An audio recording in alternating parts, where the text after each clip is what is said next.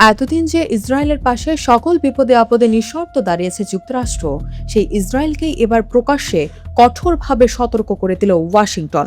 মার্কিন president Donald Trump থেকে শুরু করে ভাইস প্রেসিডেন্ট জেডি ভ্যান্স দুজনের বক্তব্যেই স্পষ্ট, ইসরায়েলের সাম্প্রতিক কর্মকাণ্ড নিয়ে তারা মোটেও সন্তুষ্ট নন। সিএনএন-এর এক বিশ্লেষণে বলা হয়েছে, ট্রাম্প প্রশাসন আশঙ্কা করছে ইসরায়েল হয়তো ইরানের সঙ্গে যুক্তরাষ্ট্রের সমঝোতাতেই ভেস্তে দিতে পারে।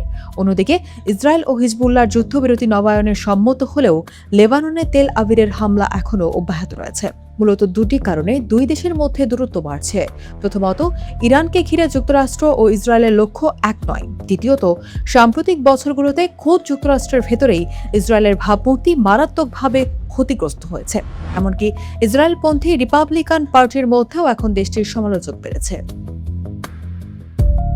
আর এই পরিস্থিতিতে সবচেয়ে কঠোর ভাষায় কথা বলেছেন মার্কিন ভাইস প্রেসিডেন্ট জেডি ভ্যান্স। তিনি বলেন, এই মুহূর্তে সারা বিশ্বে ডোনাল্ড ট্রাম্পই একমাত্র রাষ্ট্রপ্রধান যিনি ইসরায়েলের প্রতি সহানুভূতিশীল।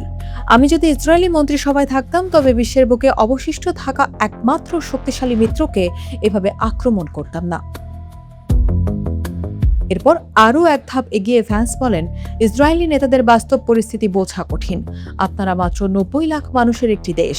শুধু হত্যাযজ্ঞ চালিয়ে আপনারা আপনাদের প্রতিটি জাতীয় নিরাপত্তা সমস্যার সমাধান করতে পারবেন না। একই সুর শোনা গেছে ট্রাম্পের কণ্ঠেও।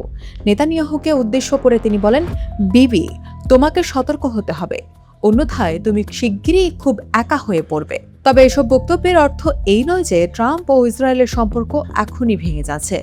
কিন্তু প্রশ্ন একটাই, যে সম্পর্ককে একসময় অটুট মনে করা হতো, সেখানে কি সত্যিই ফাটল ধরছে, নাকি ইসরায়েলকে নিয়ন্ত্রণে রাখতেই নতুন কৌশল নিয়েছে ওয়াশিংটন? এই প্রশ্নের উত্তর এখন খুঁজছে পুরো বিশ্ব।